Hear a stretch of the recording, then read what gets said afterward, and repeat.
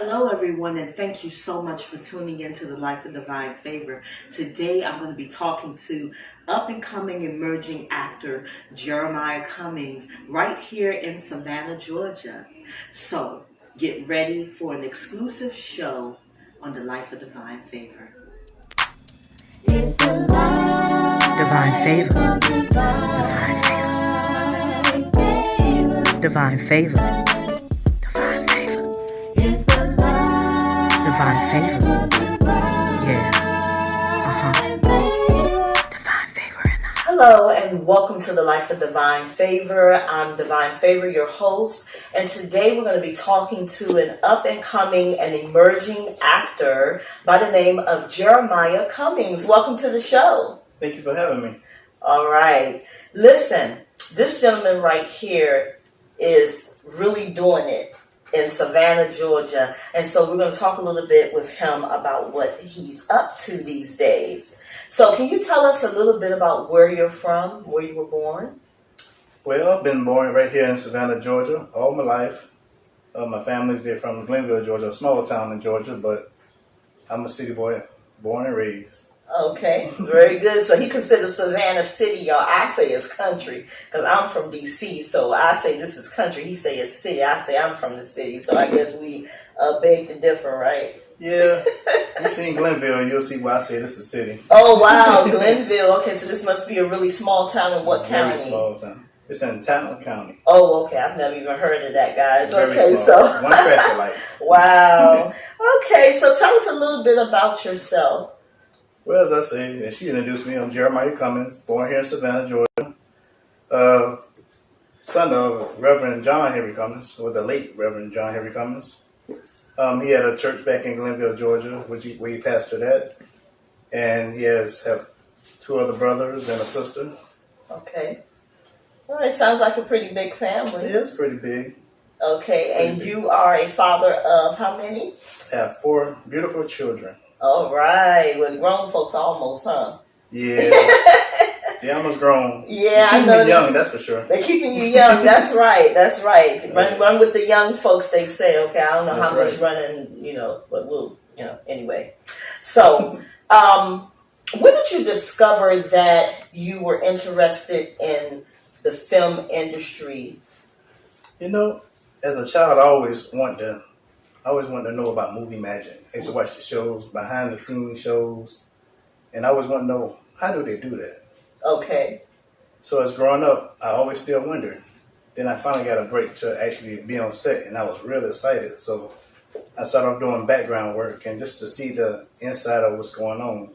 Yeah. And I was amazed. I was excited. I felt like a kid in a candy store just being on set. There was so many moving parts and people doing this job and doing that job, and I was like, wow, this is how everything's done. Yes, and that's where I met Jeremiah, on the set of a couple of movies that we actually were both in. I think it was The Act is where I met you. Right. And we were both in the series The Act. And I think that's Hulu, correct? Yep. Yeah, it was on Hulu. I think it was last year. I played a female jail inmate, and you played... I played a police officer. Yeah. Officer Chris. Ain't that something? The inmate and the officer, wow. That's right. And take me to jail. Yeah. Oh, no, don't take me to jail. Don't take me to jail. Whatever. But it was really exciting to see all of what was in the background, the different cameras, how they changed this, how we had to do the same set over and over and over and over and over again. Or whatever, but they treated us pretty well, I believe, on both movie sets. And we were also in, what's the name of the film? The Underground Railroad. The Underground Railroad, which still in pre-production right now. Yeah, it hasn't come out yet, so I'm excited to see how we look there because I got the opportunity to be your wife in that one, the doctor's wife. Yeah. Well, you know. Hey, and for me to have the younger gentleman as my husband on the set, that was really like amusing because I don't, really younger men, like, but you know, it played really well, and even though we was in those hot slave clothes Yes. and that makeup and everything, it was really cool and exciting. And Jeremiah was a true gentleman on the set, and he really kind of helped me because I was still learning, you know, the ropes. He had been on a little bit more than I had, and we're going to talk a little bit about some of the projects that he has been on. So that we named two that we've been on together, and That's then we have, it's an upcoming one in Atlanta. I guess that would be later this year. I'm thinking probably 2021. Yeah. Somewhere. Yeah, well, we're supposed to both be on that, so we'll get everything, you know, together. Stay tuned on that one. Yeah, just hold your breath on that one. I believe that, you know, the coronavirus and you know, COVID-19 caused a lot of delays in the film and movie industries. It also caused a lot of delays for people like me that are artists and things like that. So we've kind of had a rough year this year. Yeah, yes we have. Yes we have. Hope everybody being safe. Yeah, I hope Wear your mask. so. Yes, Wash make your sure. hands. Yes, 20 seconds. Please. Wash the hands and all of those Too things. much going on in the world. It is, and the numbers are actually still growing here Yes, in yeah. Georgia and in Chatham County too. So we need to be very careful with Yes, that. very. Yeah. But we're safe here though. Oh yeah, we safe are. here. We are most definitely safe here. And Jeremiah is a friend of mine, and so I don't believe that he has the corona. So, but if he starts coughing on this set, y'all gonna see. I don't know if I don't know when the doctor in the house. I'm gonna kick him off my set. No, I'm just joking. No, but tell me a little bit about some of the commercials you've been on. Well, I did one recently with pro golfer Bubba Watson. Okay. It was a MetLife commercial. That should be airing pretty soon. All right. But that was exciting to be on the golf court. They filmed it down there in Jacksonville. So wow, it was Jacksonville. pretty nice. Okay, cool. We've been on set probably about maybe 10 hours. It was a long shoot. Wow. And it started raining. Then the sun came out, kind of burned us up a little bit, but we got through the set. But it was nice just to meet him. He's a pretty good guy. Wow. Okay. What you were also in Parker's Kitchen?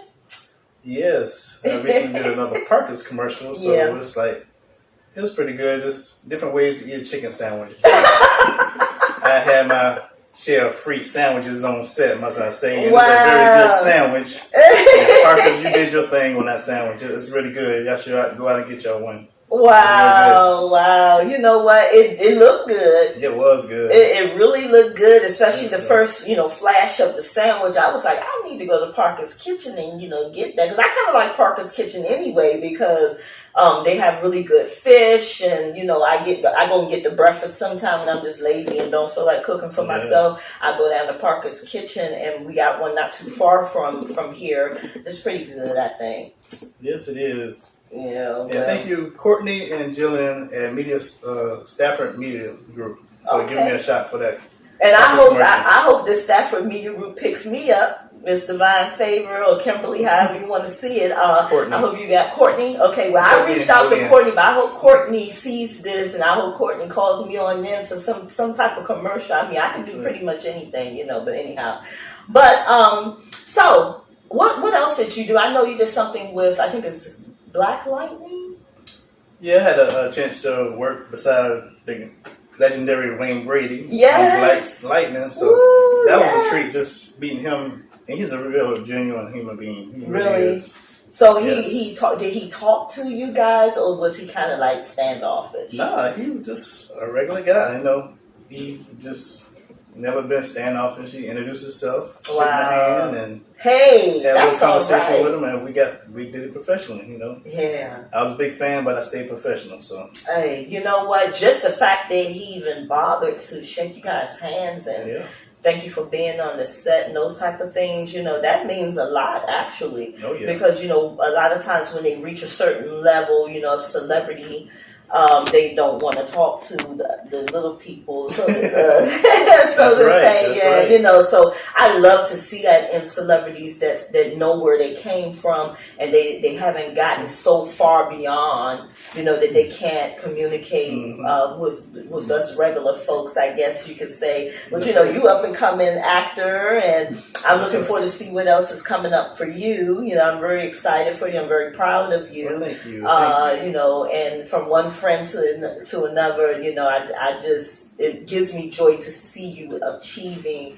your goals of wanting to be, you know, this huge movie star, hopefully one day soon, right? Yeah, you know, maybe about 5 years, 10 years down the line, y'all see this star. So, you know what? And that's exactly how I feel. You know, I feel like we should just keep striving at what we do and love what we do and be dedicated to what we do.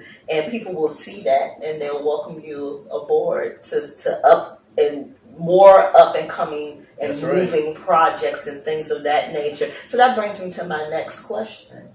Where do you see yourself in 5 years?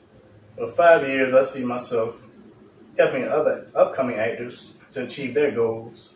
Maybe start doing maybe some classes and sharing knowledge. Yes. Because it's enough work out there for everybody. You don't have to be a supermodel or a beauty model or a muscular guy to be in the film industry. All right.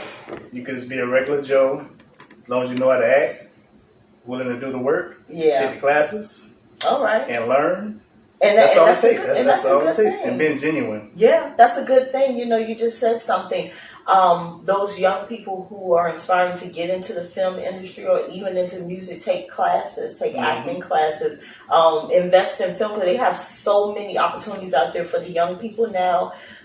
Even college level things, they have so many opportunities, so many grants, so many scholarships. So if you're interested in getting anything, there will be a couple of links connected to this show that you guys can invest in and look into. Just click the link and it'll lead you to a new world in film. And we have Savannah Tech right here that has a filming industry class that I'm actually thinking about doing, because it kind of will enhance what I'm doing with the Life of Divine Favor, I feel, and maybe even beyond that. You know, who knows what the future holds, right? Yes, we got SCAD down here. It has a big program, so yeah, people that want to go to SCAD, they have a huge film program. SCAD. Yes. Wow.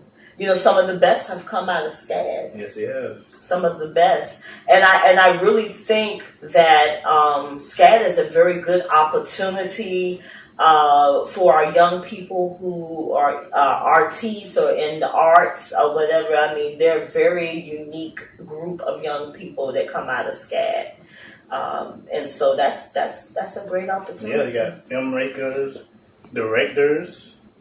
Yeah. Yeah, you got sound crews. There's all kind of people come out of SCAD, so it's a lot of opportunity through SCAD. Yes, indeed. And you know what? I am looking forward to the opportunity to maybe also help young people with music and training them in vocals and things of that nature in the near future right now. But the last question I have for you is, if you never made it to Hollywood, would you be satisfied with the career that you have? Absolutely. I mean, I'm not in it to be an A-lister. I'm just happy just to be in the industry, doing the work, meeting people, networking, because that goes a long way. You can have fame without being famous. All right. I like that. You can have fame without being famous. Because a lot of young people, they see the glamour in film and they see the glamour in being on stage and they see the money and they think that that's what it's all about. And it's kind of a way where they try to like hook you and just, you know, will you right on in. And then when they get on the other side, they realize that it's not exactly what they thought. And it's a lot of, you know, anything you go into, there's a lot of good and there's a lot of bad. In the industry, and as you see it on the sets, do you feel like you've been treated well being a part of different projects on the set, or do you feel like you've been treated kind of like the underdog? I've been treated pretty good. The second ADs, which the ones that really do the groundwork while you're on set, and make sure you're where you're supposed to be at. Yeah. I mean, everybody on set treats you real good. Even craft services, just the drivers that take you back and forth to set. So everybody do their job, do it professionally, treat you right, and courtesy. All right. And I kind of feel the same way. I thought they treated us very well on the set of the Underground Railroad. Yep. They fed us well, and I think it was a really great experience, and it's something that I, would, tell my grandchildren about the experiences and things that I have. Now, you've been in doing film and commercials for how many years? This is my second year doing this. Okay. I'm so you still a student of the game. Yeah. Still a student. Always learning. Yeah. More to grow. Well, look, I'm right behind you. I recently got interested in film like 2 years ago also when I met you. That was like my first time, being on the set of an actual film. Now, I've been in a documentary movie before, but it was nothing compared to the sets that we were on with some major writers and filmmakers, that have gotten awards and things of that nature. We had an opportunity to be there right with those people. So it was, and in hopes that one day we get a lead part and a lead role, and I know that's one of your goals, right? That's right. Yeah. And shouts out to Barry Jenkins for giving us the opportunity to be on the Underground Railroad. Thank you, Barry. Appreciate you. Thank you so much. Appreciate you. Thank you. Really, I can't wait to see the film to see how it turned out. I can't wait. Yeah, it was real possums on the roasted possums and all kind of stuff. Well, it was pretty cool. Yep.